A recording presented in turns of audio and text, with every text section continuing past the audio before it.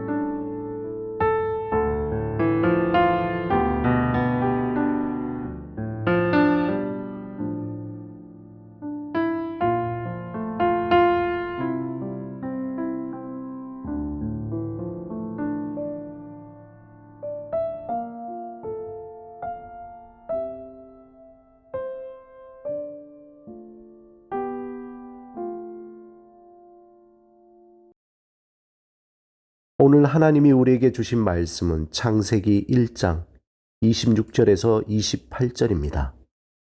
함께 말씀을 읽고 우리에게 들려주시는 하나님의 음성을 듣겠습니다. 하나님이 이르시되 우리의 형상을 따라 우리의 모양대로 우리가 사람을 만들고 그들로 바다의 물고기와 하늘의 새와 가축과 온 땅과 땅에 기는 모든 것을 다스리게 하자 하시고 하나님이 자기 형상 곧 하나님의 형상대로 사람을 창조하시되 남자와 여자를 창조하시고 하나님이 그들에게 복을 주시며 하나님이 그들에게 이르시되 생육하고 번성하여 땅에 충만하라. 땅을 정복하라. 바다의 물고기와 하늘의 새와 땅에 움직이는 모든 생물을 다스리라 하시니라. 하나님이 인간을 창조하시는 장면은 창세기 2장 7절에 좀 더 구체적으로 나와 있습니다. 2장 7절에 여호와 하나님이 땅의 흙으로 사람을 지으시고 생기를 그 코에 불어넣으시니 사람이 생명이 되니라. 이 말씀에서 히브리 원문에는 두 개의 명사가 사용되었습니다. 즉, 땅 혹은 흙을 의미하는 아다마라는 단어와 먼지 혹은 티끌을 의미하는 아파르라는 단어입니다. 말하자면 아담은 아다마의 아파르로 만들어진 것입니다.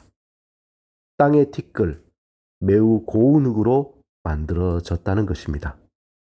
그래서 고대 이스라엘을 포함한 고대 근동에서 인간이 흙의 먼지 혹은 티끌로 만들어졌다는 것이 일반적인 사고였습니다.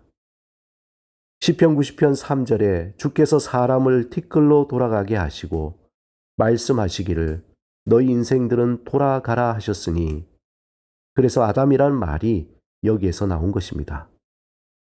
히브리어로 아담은 사람, 남자입니다.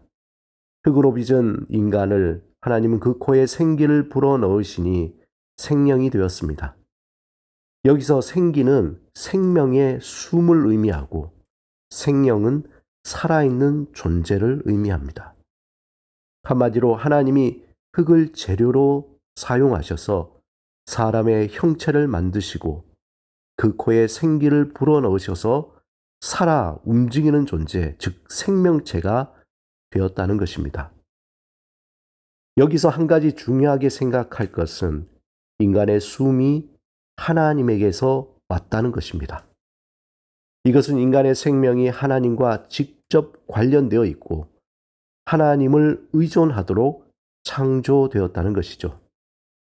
하나님이 우리에게 그 숨을 거두어 가시면 인간은 다시 생명이 없는 티끌일 뿐입니다. 하나님이 인간을 창조하실 때에 오늘 본문에 하나님의 형상대로 창조하셨다고 했습니다. 이 말씀은 삼위일체 하나님의 형상을 따라, 다시 말해서 하나님의 그 사랑의 관계성을 갖는 존재로 만드셨다는 겁니다. 인간은 하나님과 전적으로 사귐의 관계, 또 사랑의 관계로 살아가도록 창조되었다는 것입니다. 그 관계성을 상징적으로 보여주는 것이 바로 선악을 알게 하는 나무입니다. 이 말은 하나님과 인간은 서로 믿음의 관계로 서로 사귐을 갖는다는 것이고, 하나님이 선악과 나무를 세우시고 인간에게 이 나무의 열매를 절대 먹어서는 안 된다고 알려주신 것입니다. 이 나무의 열매를 먹을 때에 정령 죽으리라는 것입니다. 이 말은 하나님과의 그 관계성이 끊어져 버릴 때 인간은 죽는다는 것이죠. 다시 말해서 아무것도 아닌 존재로 돌아가 버린다는 것입니다. 하나님의 생명인 그 숨이 빠져나간 그 인간은 하나의 티끌에 불과한 것입니다.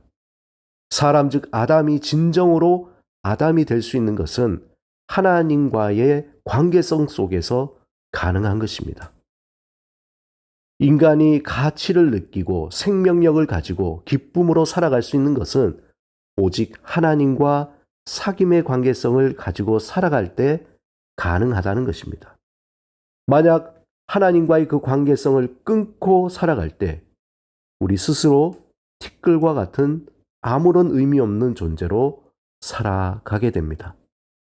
오늘 본문에서 하나님의 형상으로 인간을 창조하시고 복을 주시며 다스리는 권세를 주셨다는 것은 인간이 하나님의 통치의 대행자라는 것입니다.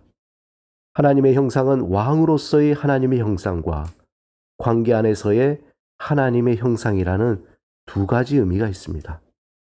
첫 번째, 왕으로서의 하나님의 형상은 왕이신 하나님이 하나님의 형상대로 우리를 지었기 때문에 우리를 왕으로 세우셨다는 것입니다. 왕은 모든 사람을 돌봐야 하는 공적인 의무가 있습니다. 이처럼 하나님의 형상으로 지음받은 인간은 하나님이 창조하신 세계를 나의 만족과 유익을 위해 마음대로 사용하는 것이 아니라 하나님의 정의와 공의로 잘 다스리고 섬겨야 한다는 겁니다. 두 번째, 관계 안에서의 하나님의 형상은 우리의 모양을 따라 사람을 창조하셨기 때문에 혼자는 못 살고 관계 안에서 살도록 하셨습니다. 사람은 공동체 안에 존재해야 한다는 의미입니다.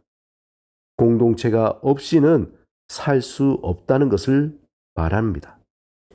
하나님은 우리에게 복을 주시고 하나님의 대행자로 우리에게 주신 삶을 잘 다스리고 서로 섬기며 살아가도록 지으셨습니다. 오늘도 하나님의 그 창조하신 그 뜻대로 복된 삶을 살아가시기 바랍니다. 예수 그리스도 안에서 하나님이 내려주시는 그 은혜와 사랑으로 복된 하루가 되시길 주님의 이름으로 축원합니다. 함께 기도드리겠습니다.